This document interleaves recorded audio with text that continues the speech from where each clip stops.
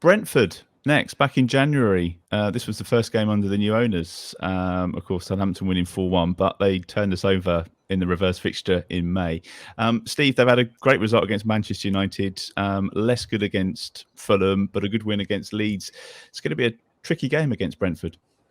Yeah, they're not the side on the downward spiral that they were when they came to St Mary's last season. That's for sure. Because they were pretty abject there. I mean, defensively they were. I mean, if anybody's seen Leicester's performance at Brighton this afternoon, Brentford's defence was probably on a par with that. We could easily have had 6 or 7. So yeah, I mean they're a different side, but at the same time, their performances at home aren't quite being matched by their performances on the road so far this season. So that's probably got to be our angle, that their shape away from home doesn't seem to quite be working out for them.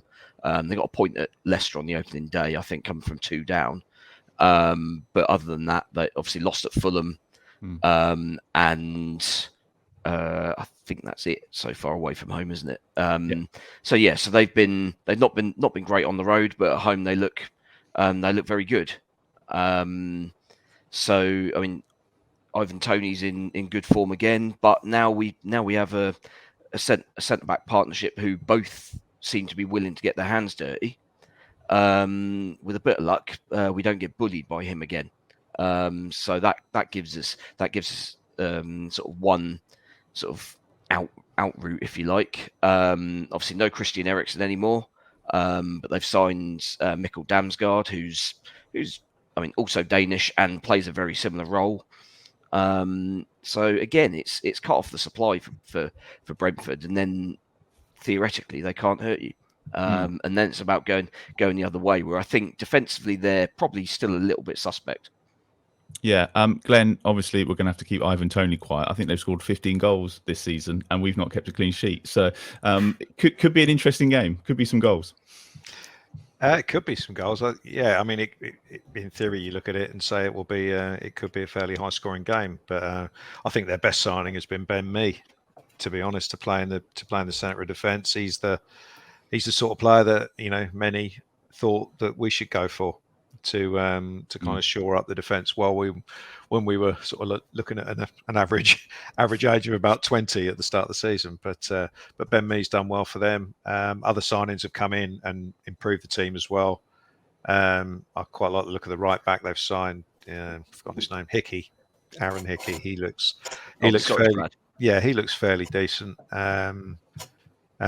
So yeah, and as Steve said, Damsgaard has been mainly a sub at the moment, but he's a useful player as well. So I would say Thomas Frank is probably my favourite manager out of the. I just like the way he goes about things, and the way he carries himself, and he's got an element of mad professor about him. But I like that he's not going to give you bland sort of sound bites. I always find him quite interesting to listen to. And they seem to have replaced, Christian Eriksen was their sort of main player last year. They seem to have replaced him, and they've changed to a back 4 as well. Whereas I think most of last season they were 3 or 5 at the back. So I don't. Unlike Wolves and Chelsea, I've got no animosity towards Brentford, and after we played them on Saturday, they can do as well as they like. And Jacob, do you think we're going to set up with the same team that finished against Wolves? I think it'd be a bit risky. I think you'd get hit in the carrot for fun, actually. I think it's really important. I keep saying that Southampton do find that sense of consistency. The only changes, perhaps Elyounoussi for Armstrong, Diallo, Maitland-Niles. Even I know a lot of criticism with Gineppo, but I've liked him at left back. But I think what Ralph was saying on Thursday is that he now sees Musa going back to left wing with Larios and Perot fit. So I probably expect Diallo and perhaps Elyounoussi coming out of the team. Yeah. Alfie, for you, how do we get 3 points out of this one? Is it about some of those new signings having a bit of an impact? Yeah, I don't know how we get 3 points out of this one. Otherwise, I'd be managing myself. But one thing I will be looking for is I'll look to see how different the first 11 is to the one that went to Brentford in May, because that was obviously a very poignant moment of the season last year, and the way that derailed very quickly and then descended into a nightmare, to be truthful. The first time that we heard Ralph Hasenhüttl receive that kind of criticism from his own fans. So I'll look at the 11. I'll see how many of the players are still in that team. I find that interesting. I think it's going to be a good game. Like I said, I'm hoping there'll be goals. It could be 2-1 or 3-2. But yeah, I mean, I don't. If I knew how to win those sort of games, I probably wouldn't be doing this right now. I'd be doing. You'd be earning more money. Yeah. Well, we did mock you last week, Glenn, but you were the only one to correctly get the Chelsea score right. Producer Alex got the Wolves score right, annoyingly. Although, Jacob, you did say that Che would score, so that's kind of, half a point. I'm going to come to you first, Glenn, for your prediction for Brentford. I'm going to go with exactly the same scoreline as I went for in the Chelsea game. I fancy us to. Yeah, I still feel there's a lot of positivity about us despite yesterday's result, and we'll go into that game with the right mindset. Brentford's dodgy away form, so I'll go 2-1 for us. Steve? Yeah, central midfield does worry me without Lavia. But I do appreciate that's on the strength of 190 minutes against arguably the best midfield outside the top six. But yeah, I just worry that we're going to leave a lot of space. So I do kind of wonder if we might be sort of offering too little protection for the back four. So yeah, goals, but 2-2. 2-2, right. I'm going to go, okay. Alfie?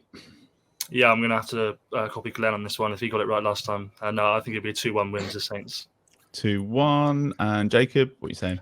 I've got no reason for this, but I just think because Southampton haven't kept a clean sheet in 13 games, that they're bound to keep one soon. So I'm going to go comfortable 2-0 win. Do you know, I've gone 2-0 as well. And I don't know why. I've just sat here and read that they've scored 15 goals and we haven't kept a clean sheet. But for some reason...